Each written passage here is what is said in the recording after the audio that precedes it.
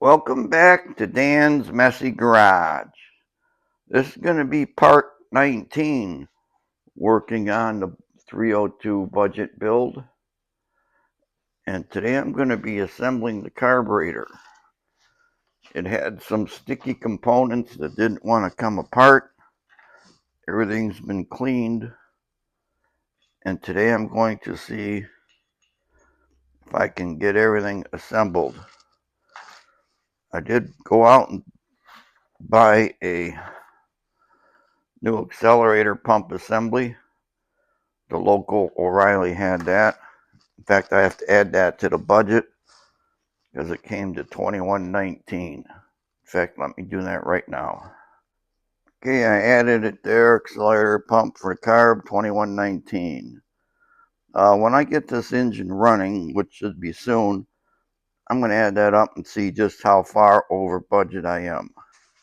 Got a little gray Scotch-Brite, some WD-40. I'm going to try to clean up these little pistons that go in there.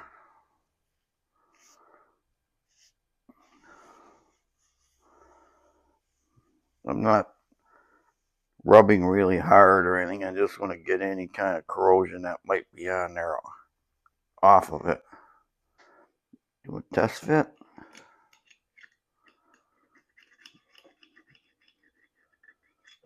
Nice and free in there. It's free in there too. I'm looking down in those bores and those look nice and clean and shiny. I'm not seeing corrosion or any indication of a problem.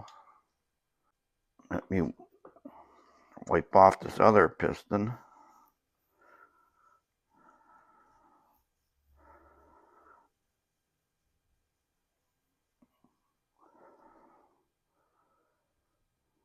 Looks good.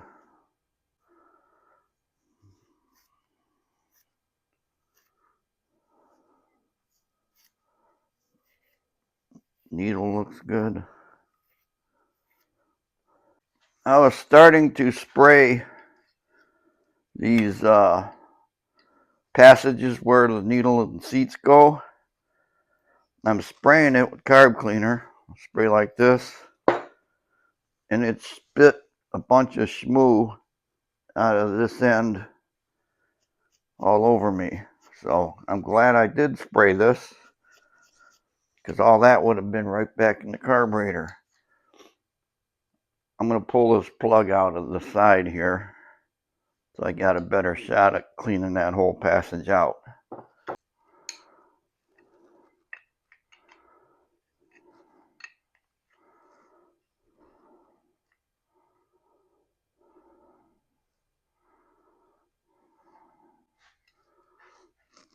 Well,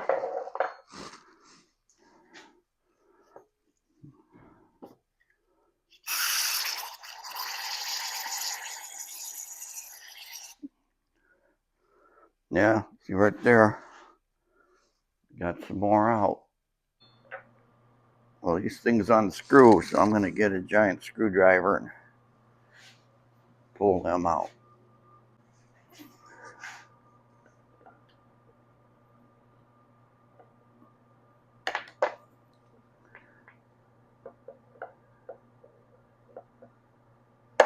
Yeah, luckily they weren't very tight. I got a coat hanger here. In fact, I'm going to stop and reorganize a little bit here. Okay, here we go. Oh, I can feel it in there. Feel grit.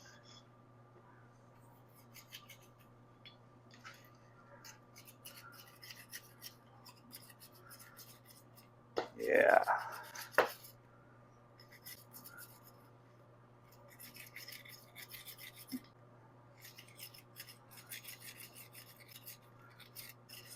I might have to throw this thing back in the ultrasonic.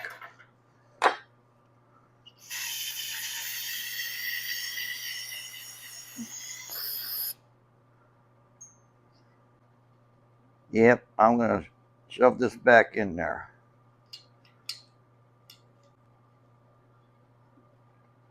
Okay, lessons learned. If you're going to take something apart, take it all the way apart and clean it. Okay, I threw everything back in there. While the carburetor is buzzing away in the ultrasonic cleaner, I can take this opportunity to put the spark plugs in there.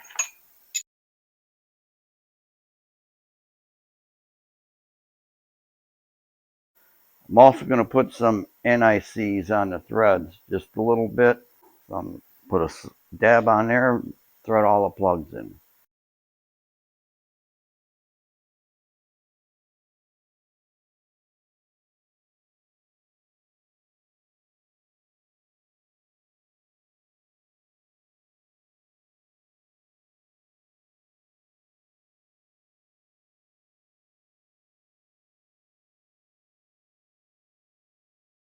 All right, that's all done.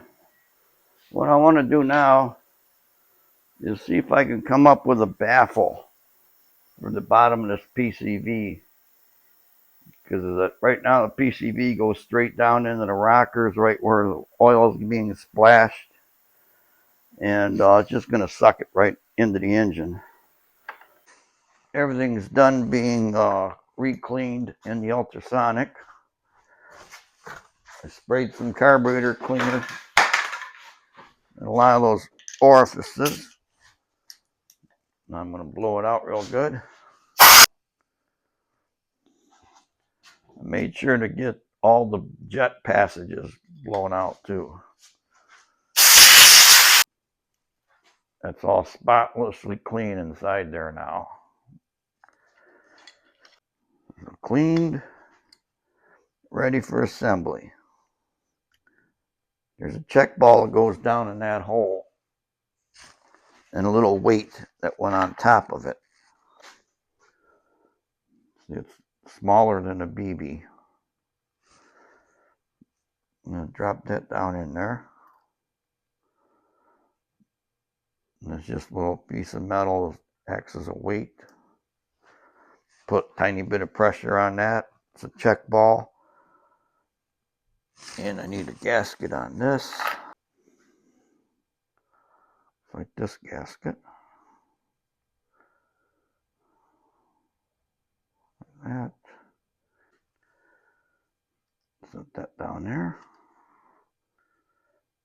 2 screws. These all have a Torx head on them, which is a T20, I believe.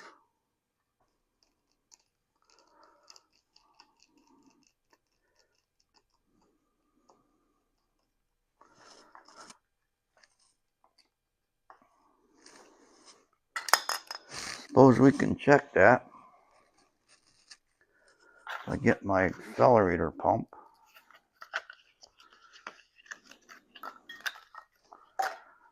See, this is going to go in this cavity here. And when there's gas in there and you push down on that, it should push it through the passage and up and out the squirters. Yeah, I've got some. I'm going to pour it down in the well here.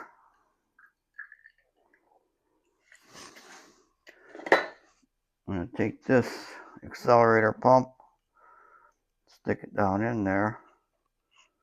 And when I push it down, you can see that squirts.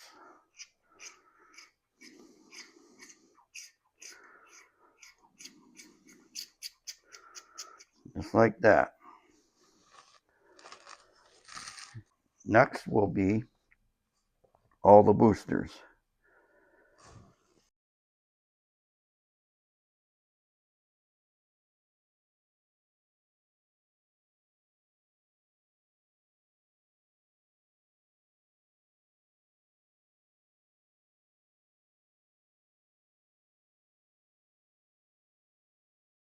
There's a spring that goes under the accelerator pump down in that well, like that.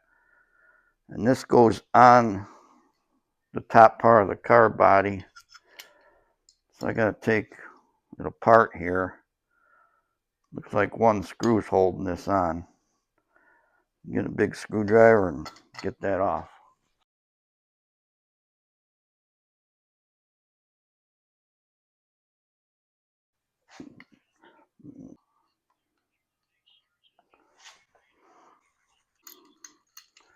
That works.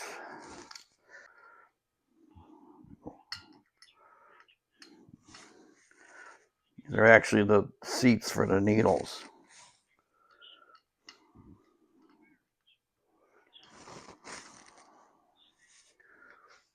The other one.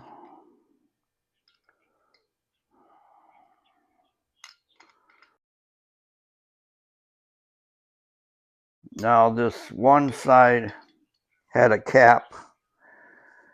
See, this cap, you can put it on either side depending on where you have your gas line running.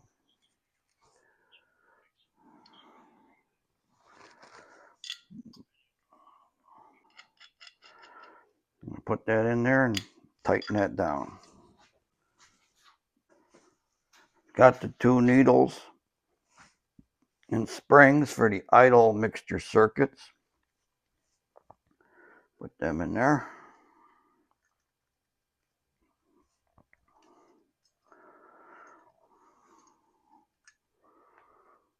And I'm going to go all the way in and then out one turn. See what else I have in my carb part bin here. Got the two pistons and rods. Got the springs, the step-up springs that go underneath these. Got the two needles for the carb floats. A few linkage arms. So this has got to go on first, like that.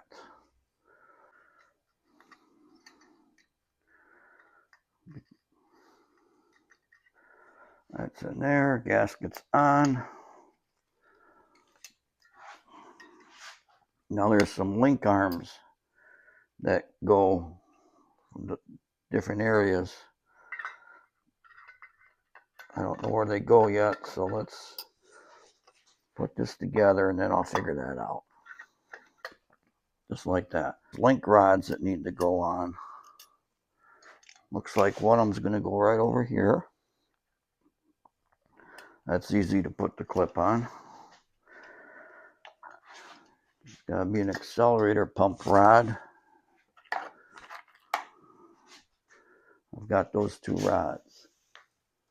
Looks like one's going to go over here somewhere. Is that this one?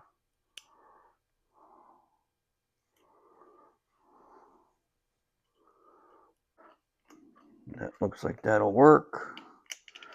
That's going to work. That's going to work. All right. Time lapse time.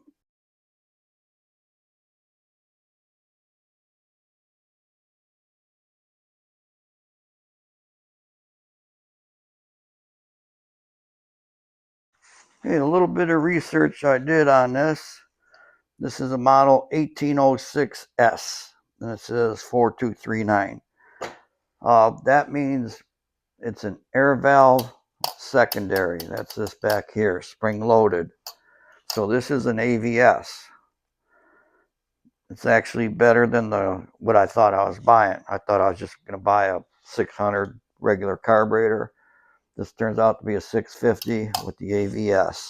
And you can adjust that spring tension on the secondary by loosening that Torx and turning that screw. I'm not going to play with that right now.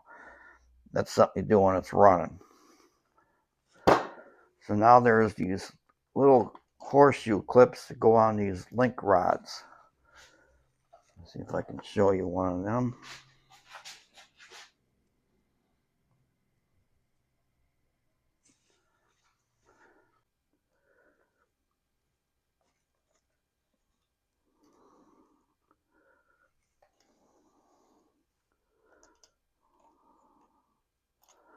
All right, there's one. If you can spin it around on there easily, then you know it's on right. I know one's going to go back here.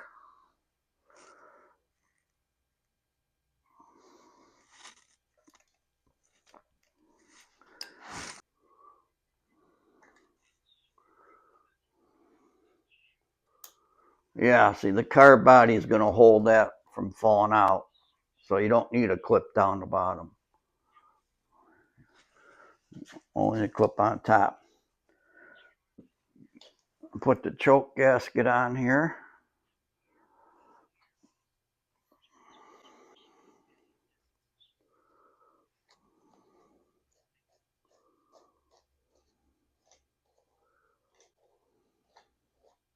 When it's cold, that's going to close the choke. And when you put the 12 volts to this, then that's going to expand in there and move out of the way. That's something that you can adjust after it's running. All right, let's look and see what I got for parts. I still got these rods, step-up springs. Now you drop a spring down there, put the rod and the piston in there. And so you spring up. When it's running, that should be sucked right down to the bottom on idle. Then when you give it gas, you lose vacuum, so that pops back up, which gives it more gas. Because you can change that rod, which changes the tapers. You can change that spring and combinations of rods and springs.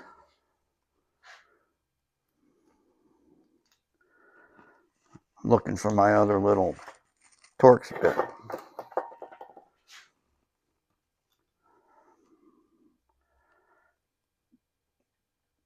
Because you'd think they would use the same size for everything on here, but they don't. These little guys are a different size than. I hope you're learning something.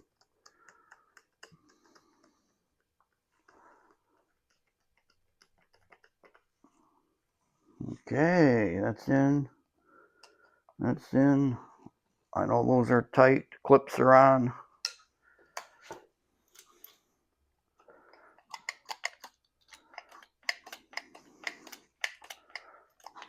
That's all working.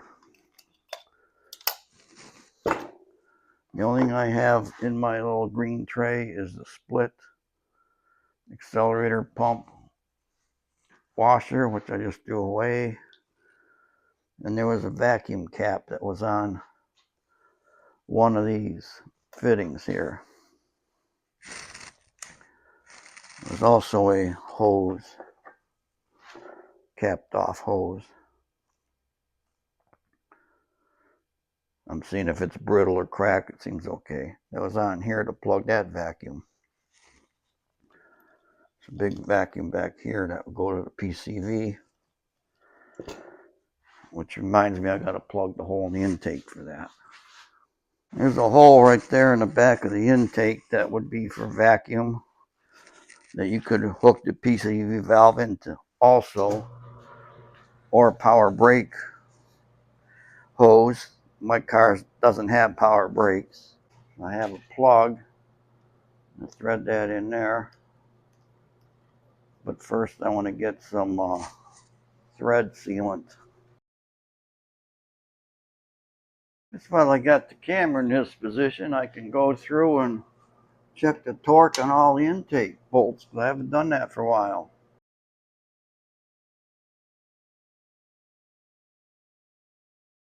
Intake's probably torqued for the last time. How does that? You're probably glad about that too. I got to put all my washers and nuts back on this valve cover. I did make a baffle for the inside there, PCV, and that's a separate video. So if you want to see me making that thing, search for another video.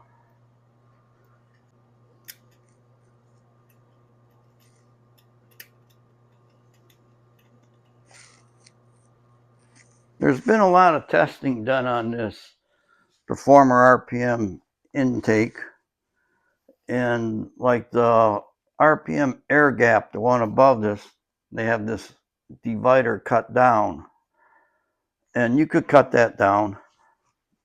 That allows both sides of the intake to draw from the carburetor more evenly.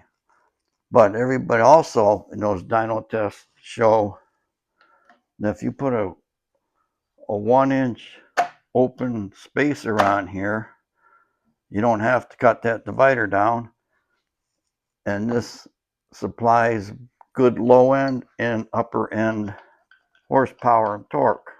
So I'm just seeing what kind of stud I'm going to need to do that. So I'm going to need 4 this long. This is just a test fit, folks. I'm not putting this on for good, but I just have to go through my stash and get 4 studs like this. Carburetor studs are in. I'm going to drop the carburetor on there so I can figure out gas line, because I got to make a gas line that runs up through here to the carburetor. Okay. It's got a banjo bolt. Banjo bolt is a bolt that has a hole in the side and the end. Put a washer on there. Goes through the gas line. Washer on this side. So gas goes in through here. Goes through the hole in the banjo bolt and ends up in this gas line. Now it's got a plug that goes in this hole, because if you had a fuel pressure gauge, you could stick it right in there. And this just bolts on the side of the carburetor.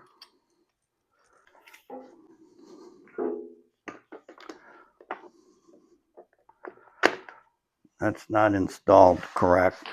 Just getting some placement here.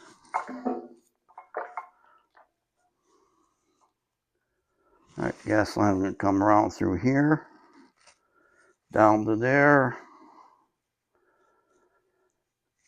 Air conditioning, power steering in here.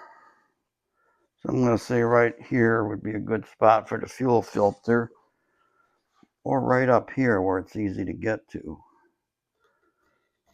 I think I'm going to go up top here. So I just need to make a gas line like that. This is where working on cars for so many years and keeping everything pays off. This line here screws into the pump. It's got a few bends in it. Of course, they're in the wrong spot. But if I take this and reverse this bend and straighten that one out, I bet I can make it work out of this line. So that's a good start. Got that coming up. Got a little tip or trick for you here. Well, to make a gas line, all you need is a little insert tool. So I'm going to put this this line, I'm going to call it a gas line,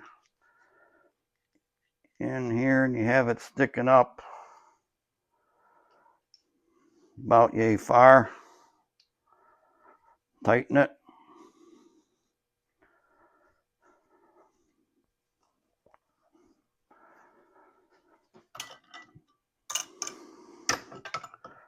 Put this in the vise to hold it. And you set your little insert in there.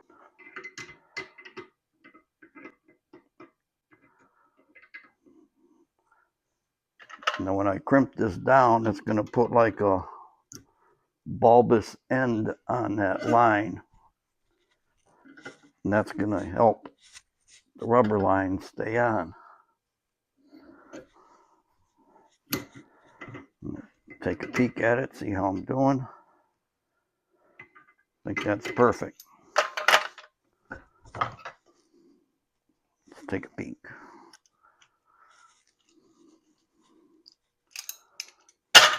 There. See, I bubbled out the end of that line. So when you stick a rubber hose on there, it's not going to fall off. So now I can put this line on the pump, bring it up toward that direction, run a rubber line up, around, through a filter. Okay, gas line's installed. Fuel filter's in place. I just got to put a clamp up here. But I got plenty of room for the heater hose. I think the next step is take this engine off the engine stand. So I'm going to remove the carburetor, take my engine lift plate, bolt it to the intake, and then lift this engine off of the stand.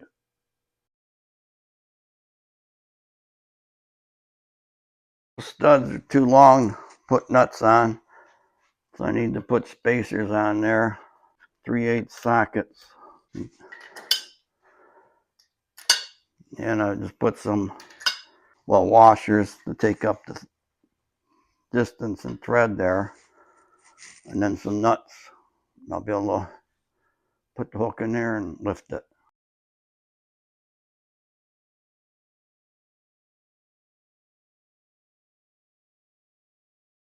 Okay, I got the engine off the stand. Now I got to take this engine mounting bracket off of here. I think I have what I need. Remember a while back when I was putting the timing cover on, I lost a little sleeve that went in there. Couldn't find it. I just found it. Laying right there. It had to be underneath something. Well, who knows? Don't need it now. I put one in. Okay, I got a bell housing that should fit.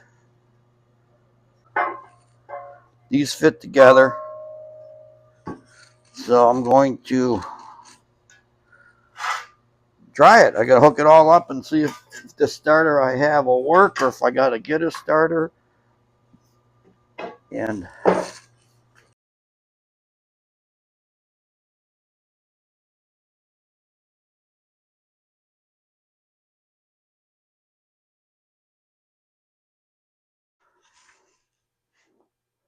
okay, the bolts that hold this flex plate on go through the crank into the engine, so there's oil on the back side of these bolts. They need to be sealed, but they also need to be Loctited. So I put some red Loctite on there. I'm just going to run them in a little just to get the Loctite spread around. Then I'm going to pull them out and seal it up. And that should have spread the Loctite out. I'm going to take them out, and I'll seal them as I put them back in.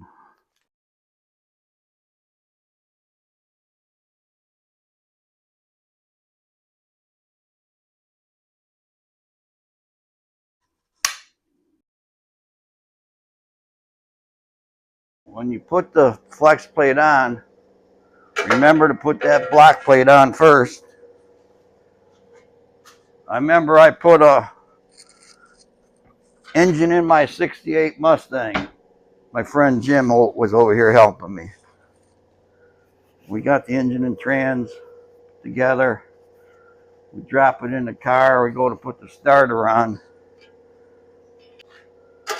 Put the engine in the car without that plate. I think what we ended up doing that day is I cut the bottom of that plate out like that, so that we could just take the trans and move it away from the engine, slide that thing down, then bolt it back up without pulling everything out of the car. Make sure you put that plate on though, people. All right, now this bell housing is held on with 6 bolts. They're like a special length. And of course, I didn't get bolts when I bought this engine,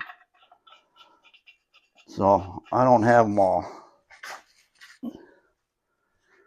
I have some. This one's too short, so I gotta try to find a longer bolt. For testing and startup purposes only, I'm going to use a longer bolt with a nut on it, and I can thread the bolt in and tighten the nut.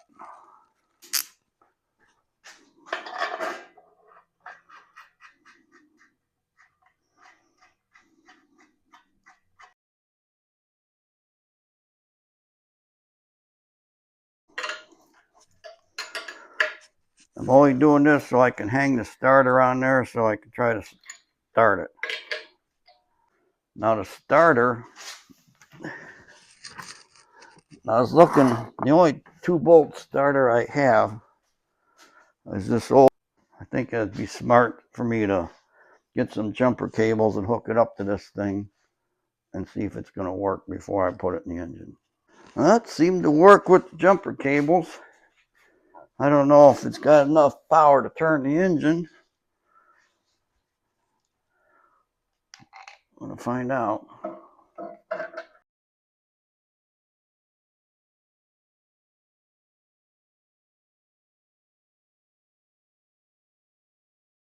Think about this a minute. If I'm going to be turning the engine over, I already got this set at where I can drop the distributor in.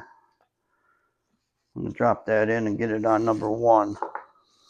I got the battery cables, jumper cables hooked up, shoved the distributor in. It's on number 1. I did give it a little bit of oil pump prime action first. Now I'm going to hook the battery up. Make sure I got the negative and positive correct. All right. Touch this wire to the starter solenoid, and you should be able to see it spin if everything's right.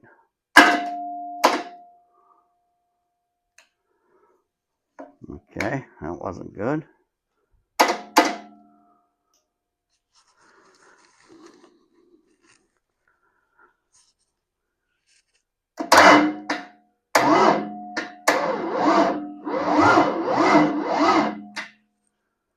Well, it turns, but I'm suspecting that starter is no good. Kind of think I remember that. So I got to shop for a starter before I can start the engine. Wonderful. Well, I guess one thing else I can try. Different battery. I'm pretty sure this one is good, but oh, let me try another one. Get the same results, then it's starter time.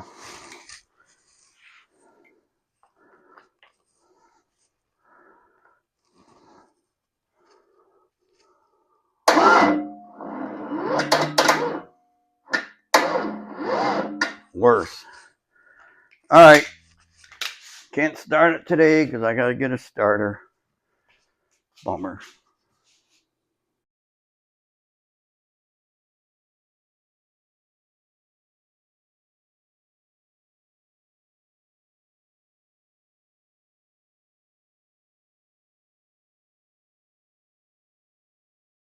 Took me a while to get the placement, but what I wanted to do is get it so that the carburetor pad is kind of level.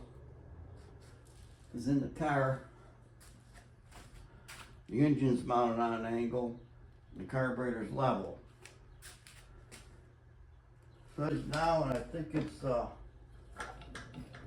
stable enough on there to start. While I'm waiting for starter, I'm going to hook up MSD box ignition. Another thing, I gotta get is spark plug wires. These are on the distributor. They're good enough to get it started, but you know. I went out and bought a new starter, put it in there, and it's the same thing. So the problem is the battery. Look at all this crap I've been going through. I've got two battery testers. This one and this old school resistive tester. They're both saying that the battery's not charged and this other battery isn't any good. I tried one of my jump pack things here. That one has an air compressor in it. I put that on there and it turns it over 3 or 4 times as fast as that. So I don't know what the issue is. I think my little trickle charger isn't doing its job. So I got a big battery charger on it. I'm going to charge that thing up tonight. And then tomorrow I'm going to test it with my battery testers. And if it's bad, I'm just going to have to get a battery. Well, what that means is I can't start this thing up. Been going through a lot of hell here. 2 different sets of jumper cables. Because I thought, well, maybe the jumper cables were bad. That wasn't the case. That's going to be the end of part 19, working on the 302 budget build. I'm real close to hearing it run. Now, I don't know if it's going to be able to sit on that engine stand and run without rolling over. So I think I'm going to strap it down to that cart or the engine stand and start it up on part 20. Thank you for watching Dan's Messy Garage. Please come back to my channel for more parts to this video and other videos. Bye.